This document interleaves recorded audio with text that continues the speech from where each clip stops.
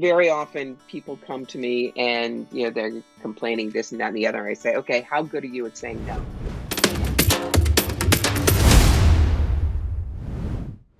Welcome to Finding Your Spark again. I am so glad to be here today with Corbie Mitleid.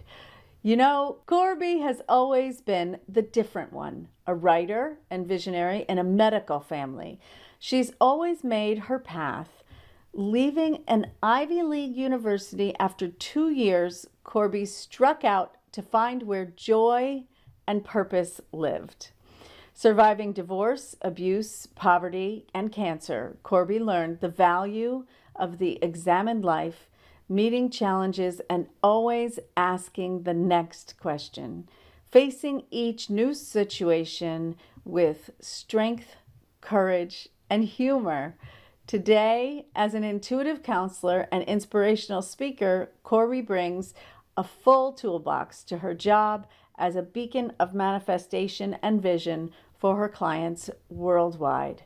Welcome, Corbie. It's great to be here. Thank you so much. It's great to have you here. I am really excited to get to talk to you today because I know that you've got not only a lot in your toolbox, but a very succinct ways to share it. So today we're going to talk about clarity and joy and how those two things are related. And I'll tell you, a lot of times people don't feel like they are related. They feel like I'm fine in my mess. I'll try to be happy now. Or I'm happy. I don't need to be, tidied up. So, can we talk a little bit about clarity? Yes, clarity is not being tidy. Think of, well, I'm going to use the example old people like that. We get cataracts. And we notice that, yeah, we can operate, but it's tough driving at night and colors aren't what they used to be. And when we get the cataracts removed, and for me, new lenses put in because I was really nearsighted, boom, you discover the world anew. Yeah, you could have managed, but if simply getting your vision clear, that was physical vision, we have inner vision too, opens up the world to you, why would you not? It's really that simple. Yeah, I love that. And I love that you're making a really big distinction between clarity and tidying, right? Because I think a lot of times we've had a lot of popular books that are about how do you kind of clean your area in order to clean your mind, right? In order to find that space of peace that allows clarity. And there just is so much more to it, isn't there? There is. The clarity has to start with you because I know a lot of people who are in pin tidy houses and they're foggy in the brain and miserable. So it's not the magic of the house. Yeah. I want you to look at clarity like you own a telescope. What do you do if you want to focus that telescope on what you truly want to see and bring in your life? Number one, you got to clean the lens. You have to focus the telescope. You have to decide what it is that you want to look like. You have to aim it. You have to adjust the lens. And you will do all of that internally. Um, some of the adjust the lens things, cultivate simple good habits. That is not necessarily the house is tidy, but that's you drinking any water today? Um, did you shower so that you feel good? Things like that. That's do get dressed every day. I know everybody talks about I do remote in my jammies. You can, but taking care of yourself, getting clear on who you are at the moment opens up your focus. Turn off the techno tempers like scrolling the email, doing the Facebook, all of that stuff, because that is a way to distract yourself from what you really want.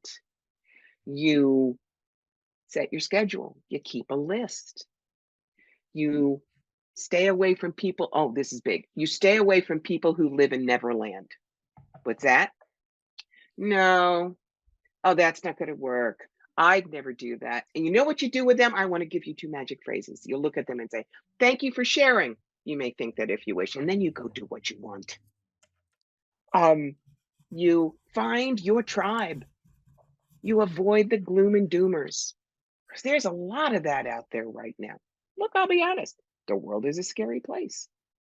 But you don't have to stay with people who are convinced that everything is gonna blow up. And I just remind people, even in the Depression, there were people that made money. Even in war, there are people who are safe. You can find this for yourself. And if you do, you stay focused and clear on what you want, and just maybe you can share a little of your joy with people who need it. You can be the candle that lights their life. Clarity is not just for us, it is us being a gift to the world. And I'll tell you, you want joy? You help make miracles for other people, and it comes at you like a tsunami. That's so great. Thank you. There were two things in there that I really want to pull out for us. And one is this concept of Neverland. I love the name, first of all. But also, I feel like a lot of times people don't notice that they are living with people, being around people, not necessarily living with people who are who are never speakers, right? And because it's so pervasive in some, I want to say, cultures, but I don't mean by heritage. I mean in your family, in your friendships, in your personal culture. There can often be this sense that we're being happy, we are positive, except that everything positive is measured against the negative thing that either did happen or didn't happen, right? And so I'd love it if you could talk a little bit more about kind of how to handle that, because so many people try to fix that person, right? They go like, okay, I got to make them not a never person because need to hang out with them. And what am I going to do? They have to not be a never person. Exactly. It's exactly the right face. It's like, good luck. So I'd love to hear any advice you have on that. The only person you can fix, my darlings, is you. That's it. Um, Very often people are negative because, well, I'll give you a perfect women's example.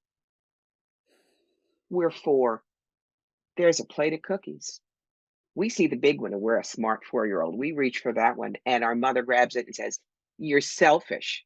So you're not even going to get the cookie." And she gives it to your little brother who eats it at you. And then she compounds it with, besides, girls who eat cookies get fat and nobody likes a fat girl. Do you really want the cookie? To the point where by the time we're 6, we have been systematically emotionally bludgeoned. And we believe that if we want anything, we're wrong, we're bad, we'll be punished, and we have to watch somebody else get it. So, the Neverland people, there is an unconscious resentment. Who are you that you would get something and I didn't? And they know better that nobody ever gets what they want. So, I'm your friend. I'm going to keep you from hurting by telling you you can't do anything about it and you have to suffer in gray like me. So, you can't listen to them. That's them. That doesn't have to be you. So many times when people are in their tribes, they lose that sense of self that you're describing. There's a very strong sense of self in what you're talking about. That you know that you're on your journey, they're on their journey, and that you're sharing some space and time along the way. And that sense of self can get really lost. Can we talk a little bit about how can you preserve that a little bit more? You know, there's the little Hallmark poster card, you must love yourself. And more than that, you have to believe in yourself.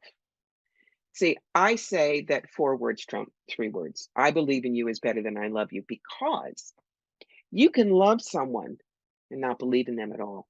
But when you believe in them, you absolutely love them. So you have to start believing in yourself and realize that You can stay in that tribe, but losing your own focus, your own clarity, becoming like them, you're going to lose your passion for life. You're going to lose your creativity. You're going to lose your ability to love unconditionally. Hmm. Like, my family. Dad was a cardiologist, mom was a nurse, my brother is pulmonologist. I was the actress and the writer. I could have danced on the dining room table and recited Shakespeare, and they would never have understood me. And to this day, there are people who look at what I do and think I'm a charlatan who steals people's money. They won't even admit to people that I'm an intuitive counselor or a psychic medium. They tell people I'm a motivational speaker. They lie about me and they want me to lie about me, and I won't. Did it cost me a lot of my family? Yes. But I blessed them and released them because I knew I was never going to be loved by them the way I wanted to be loved. I couldn't change that. So I went and found people who believed in me and loved me for me, like my husband. Um, we met, got married in 2002. In 2004, got my third bout of cancer, and they took me from a Dolly Parton figure to a fat fire plug with permanent side effects. That's it. And he looked at me and he said, am I going to miss them? Yeah, they were gorgeous, but I married you, not them. Okay.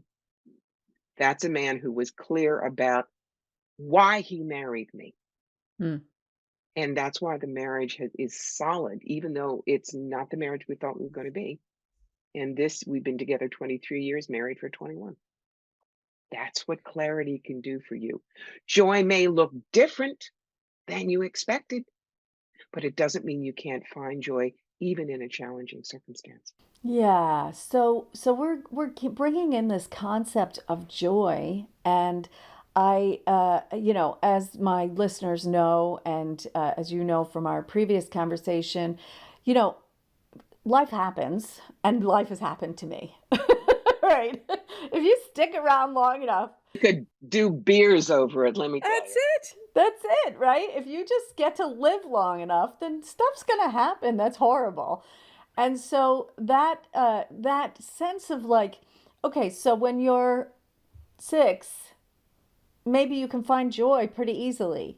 And when you're 15 or 18 or 22 and you have a lot of possibility, like the whole world is telling you, oh, you got a whole life ahead of you, it's easy to find some sort of possibility in you. You can even be really negative and the possibility kind of springs up anyway, right? But when you've been around long enough to have some things happen, then there's a lot of resistance on that path.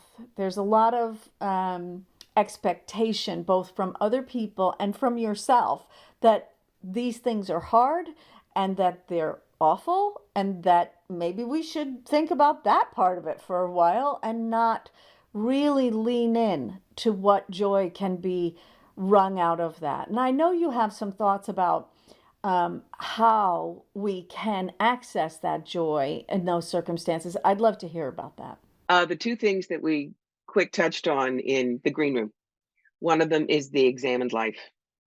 Yeah. This is happening. I don't want it. What can I take from it for me? How can I teach with it and go on? And the example I use is going back to the cancer dance. Um, I was in my late 40s. That was hard to hear. So for 24 hours, I cried, but I said, okay, I have to find 3 reasons to be okay with it. I don't care how dumb they sound. Number one, you don't have them, you can't get cancer there. Number two, top half is not going to get slammed in the refrigerator door at the doctor's every year, and every woman listening knows exactly what I'm talking about. 3, implants, cool. I'll be perky till I'm 93. So after a 6-hour double mastectomy and reconstruction, walked out of Mass General in 3 days, shopped for a bathing suit in 5. So it's going to be 20 years next year. I'm clean. My life is different, but I found the joy in, frankly, not having guys stare at my rack, but I just look normal now. And that was joy. People cared about who I was, not what I looked like. What a revelation. And you always ask yourself 3 questions. What am I X about? Look at your emotions. Why am I X about that? And then how do you respond? What do I think would happen if I stopped being X about that? What happens isn't good or bad. It's an is. How you react to it makes whether it's good or bad, sad or happy. You are in charge of that. Yeah. So, this piece that you're talking about is such a great way to bring awareness to our emotions. There are so many times that people are walking around in anger, frustration, irritation, sadness. Sometimes they have a truckload that they're dragging along with them. But even the simple things, there are so many times when people are walking around in an emotion that they do not want with absolutely no understanding that that's what they're feeling. They feel like they're neutral. They feel like this is fine. This is just nothing, except that it is a vibrational place, right? And so living in that and then bringing that awareness with these questions of why, right? What is it? What's the problem?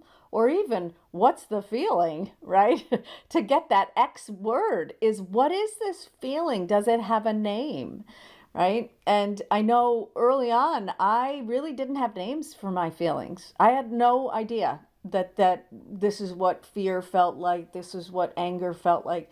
I just was in my experience so much that there was no way for me to have any distance or analyze it or feel like I had a way to talk about it or relate to it in any way.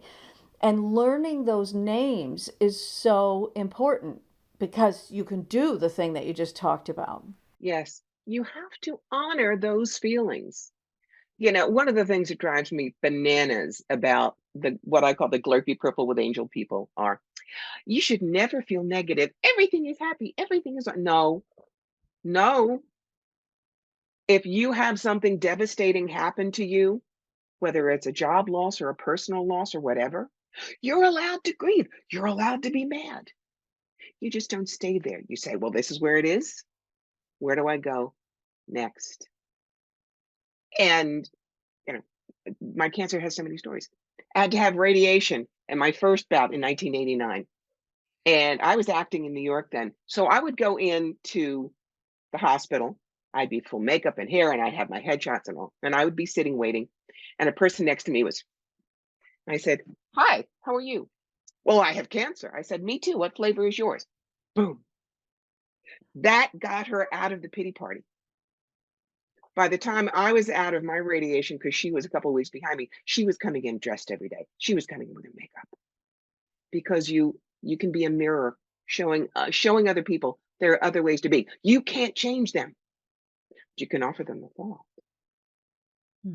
And when you do that, you are deeply touching into your own feelings of possibility, resilience, courage, purpose, and joy. Yeah. And clarity. What I hear from you is that in that moment, you had the clarity to know who you were.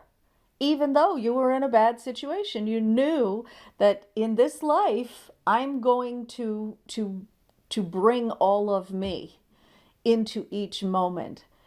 And that's a part of clarity that is rarely talked about. You are worthy. I don't care who you are, what you do, whether you work or not, whether you have kids or not. I do not care. You are worthy and allowed to look deeply inside yourself and find that burnished crystal and say, this is me. This is me. Nobody else has to say it's the wrong color, it's the wrong shape, or I don't like it. Then you go, thank you for sharing. You may think that if you wish. But we are not automatons. We are not from general casting. Each one of us comes into this incarnation with purpose and learning and exquisite talents that maybe we didn't have last time and won't have next time. We don't know. Who knows?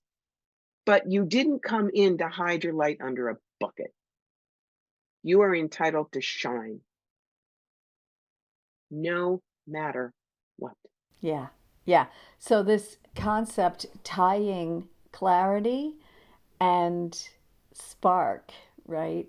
Not just your spark of joy, but your your spark in the world, your shininess is talk about how those are related. Talk about how we use clarity, what clarity is needed, and maybe the three parts of clarity that you were talking about, so that we can open those doors, right? Because if you are muddy upstairs, there's no shine. There's no shine. Yeah. And I live in the Northern Catskills, baby. I know about tracking mud in the house. So, um, the three-legged stool of clarity. Number one, get clear on your purpose. Number two, get clear in relationships. Number three, get clear with spirit. So, what do these look like? You know, a lot of people come to me and say, what am I supposed to do? What's my purpose? And I go, not my job to tell you. Because that's like walking into your Russian lit class and the teacher hands you War and Peace and you go, look, I know you've read it, so I don't have to. Why don't you just give me the answers for the midterm? You learn nothing. That's why you have to really dig in deep to your life and find out what your passion is. What has your life been about? Where does your happiness live? Where do you find comfort? What crises changed your life? How do you learn or work best? What do you want to be remembered for? These questions help you focus not on what your parents said you should do. My folks told me I should be a lawyer, so no. I'm an actress and a writer and a psychic medium, and that's everything that I am. But I found my passion. My sentence of passion is cross the bridge from fear to fearlessness and fly. When I can take somebody from point A to point B when I thought they couldn't make it, I'm living my bliss. Mm. That's how I found my purpose. Getting clear in relationships is important because the best relationships, I say, are 60-60 propositions. Each party goes a little bit more than halfway, and it's the extra 10% that locks it in the This is tough really times. important. This is if you guys are not listening, if you're like driving and you go like I didn't hear that. Listen up. Listen up. Go back to listen. This is what This is NPR it. calls a driveway moment. This is it. You got to stop the car and listen up, because this is absolutely my experience, both personally and with clients. You cannot go 50-50. That is absolutely right. Will not work. Nope. Fantastic. There are a couple of verses, two verses at and fix versus listen. You can yell to somebody because you just need to be heard. You yell at them when it's their problem and you need to work on it with them. My husband has learned when I am, he goes, are you yelling to me or at me? And then he knows if I'm just yelling to him, he puts on the spiritual duct tape and holds space. Fix versus listen. All of us have fixers in our lives. And sometimes when we're just talking out loud and looking at things and trying to figure it out, and they keep interjecting stuff that we have to keep saying, no, no, no. And then we fight. They have to learn. Do you want me to try to fix this or just listen? If you say just listen, they'll put on the spiritual duct tape. If you say help me fix it, then you're welcoming the conversation. And by the way, the fixer usually gets to use their skills later in the conversation, right? You do actually want to talk about how can I move forward, but you just don't want to talk about it after the first three words of the sentence, right? Right. Remember all the things you buy from Home Depot and Lowe's and say, read all the instructions first? Same Yeah. deal. You give a relationship the time it requires. You make something about the challenge itself, not personal sniping. You don't sublimate your needs, but you do put yourself first. Because if you don't take care of yourself, you have nothing to give to the relationship. So that's getting clear on relationships and then getting clear with spirit. Look, I often tell my clients, I do not care if you are Christian, Jewish, Buddhist, Muslim, pagan, or believe in Ralph the Wonder Dog. I really don't. You just need to know someone up there loves you, wants the best for you, and is willing to work with you. I have done the cancer dance 3 times and come out whole on the other side. Somehow I think I had some upstairs help on that, you know? So, getting clear with spirit is being able to get quiet inside and just listen, because there will be energy, old memories, things you'll notice that are messages for you that can help you move forward.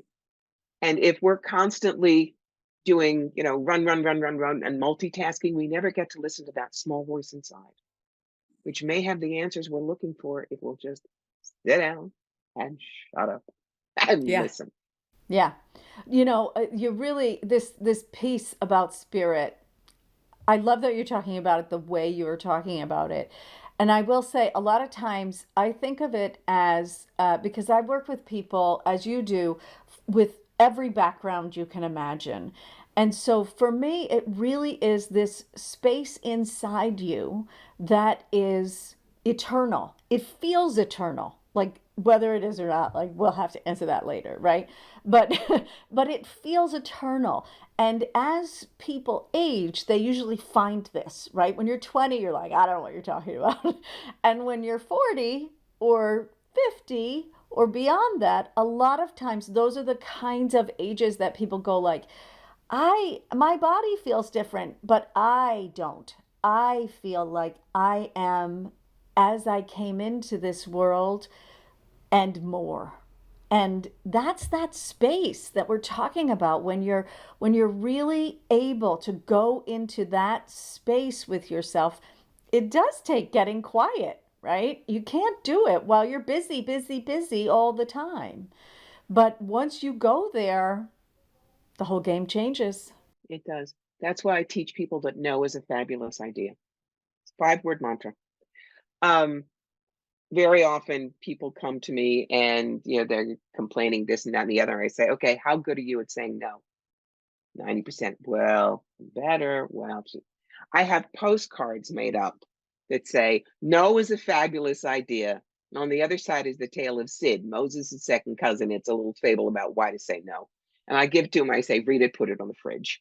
And they laugh. But when we say no to what we don't want, we're saying yes to us. Mm. We're saying yes to our needs. We are saying yes to our comfort level and yes to our clarity.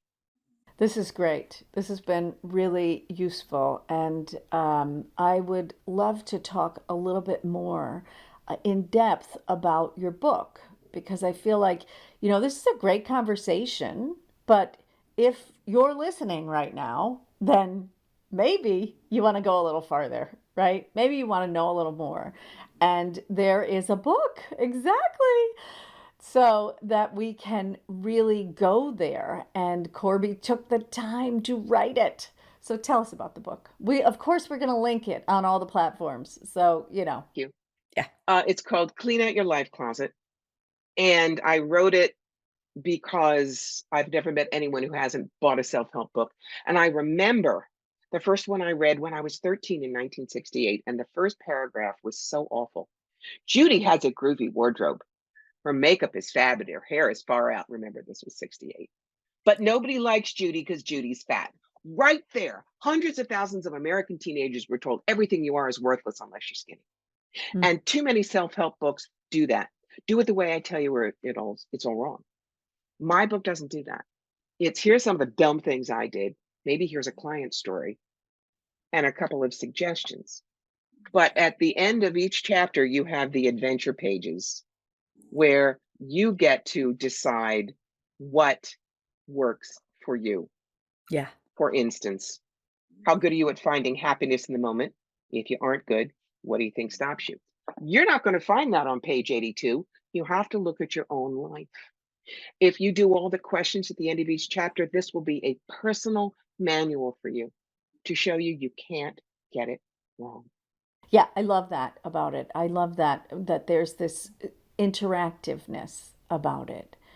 Now, do people ever send the answers to you? I don't. I don't. But that's I think you okay should. because I think they should. Anybody who's listening, I think you should send the answers to all your loved ones. How's that? Yes, send it to your peeps. Absolutely. Absolutely. That's great. That's so great. That's so great. Well, of course, we're linking everything so that we don't have to worry about that. And you have a dedicated page on findingyoursparkagain.com. And so it's all there as well as all the other platforms. And, but I'd love to know, is there some place special that you would like to let people know about so that they can get in touch with you and the magic that you create in the world? It's really simple. Just go to my website, corbiemitleid.com. There are dozens and dozens of articles. There are 2 dozen different kinds of readings that I do. It's where you can find my own little podcast called The Psychic Yellow Brick Road. And remember, all that information is free. It's for you. Take it and run with it. Now, I feel like I'd be remiss if we didn't touch on intuition, given who you are. Yes. And really just talk a little bit about intuition and joy and how they're related. Intuition is that gut feeling. And I'm telling you right now, all you listeners, you can do what I do. I'm not special. We're all wired like the same house plan. I just have so much fun with it that I decided I wanted to make it a career. Um, Intuition is that deep inner knowing. How many people have said, I really wanted to go to the store today, but something told me I should stay home. And my mother called. She really needed me. And I was able to do XYZ. When we're clear enough and trust ourselves enough to look at that intuition, it opens up roads for us. Now, I will say, remember, we're human. Even the best of us is 85% accurate. The only one who's 100% accurate is God, and I don't think he's doing Zoom readings this week. But I invite people, keep notes. If you have a hit, a hint, a nudge, write down, today I felt X. Did you follow it or didn't you? You will find more times than not, when you follow your intuition, there is some joy waiting for you at the end of that event, because you're learning to love yourself and trust yourself and know that the universe has your back. That's a major ingredient for joy. Yeah, so well put. So I really appreciate that you are so succinct about the concepts, and it brings great clarity with them. So I appreciate that. Thank you so much. Thank you for being here today and for sharing your wisdom and for sharing your wisdom in the world and for not listening to all of those people that might have gotten in the way along the way. And I encourage that to all of our listeners today as well. So please do, if you like, check it out on Corbie's website and, of course, on my own, Donnalynn.blog. And I'll see you next time.